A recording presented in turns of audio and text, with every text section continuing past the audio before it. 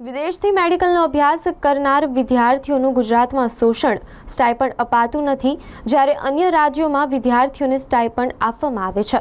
જો ગુજરાત સરકાર માંગ ન સ્વીકારે તો હાઈકોર્ટમાં જવા પેરેન્ટ્સ એસોસિએશનની ચેતવણી છે. વિદેશ ભણીને પરત ફરતા ગુજરાતના મેડિકલ લાઇનના વિદ્યાર્થીઓને આજીવિકાનું સાધન એવું સ્ટાઇપન્ડ ગુજરાત મેડિકલ કાઉન્સિલ દ્વારા મનમાની કરી સુપ્રીમ કોર્ટના ઓર્ડરનું ઉલ્લંઘન કરી અપાતું ન હોય, ડોક્ટરની ડિગ્રી લઈને આવેલા મેડિકલના વિદ્યાર્થીઓની હાલત કફોડી બને છે. આવા મેડિકલના વિદ્યાર્થીઓનું ખાનગી હોસ્પિટલો ભરપૂર શોષણ કરે છે, જ્યારે સરકારી હોસ્પિટલોમાં ઇન્ટર્નશીપ દરમિયાન સ્ટાઇપન્ડ ન મળવાને કારણે વિદ્યાર્થીઓએ લીધેલી શૈક્ષણિક લોનના હપ્તા અને રહેવા જમવાનો ખર્ચ ઉપાડવો મુશ્કેલ બને છે.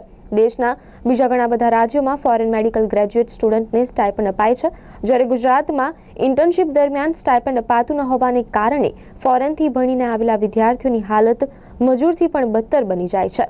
જ્યારે આવા ઇન્ટર્ન ડોક્ટરોને સળંગ 48 કલાકની ડ્યુટી આપી શોષણ કરવામાં આવે છે. ગુજરાત સરકાર દ્વારા સ્ટુડન્ટને વહેલી તકે ₹50,000 જેટલું સ્ટાઇપન્ડ ચાલુ કરવા તુરંત નવું નોટિફિકેશન બહાર પાડવા સ્ટુડન્ટના પેરેન્ટ્સ એસોસિએશન દ્વારા માંગણી કરી છે. જો આ પ્રશ્નનું ટૂંક સમયમાં સોલ્યુશન નહીં આવે તો ગાંધી ચિંધ્યા માર્ગે આંદોલન કરવાની all India parents association Belarus medical સ્ટુડન્ટ્સને ફરજ પડશે તેમ પણ જાણવા મળેલ છે.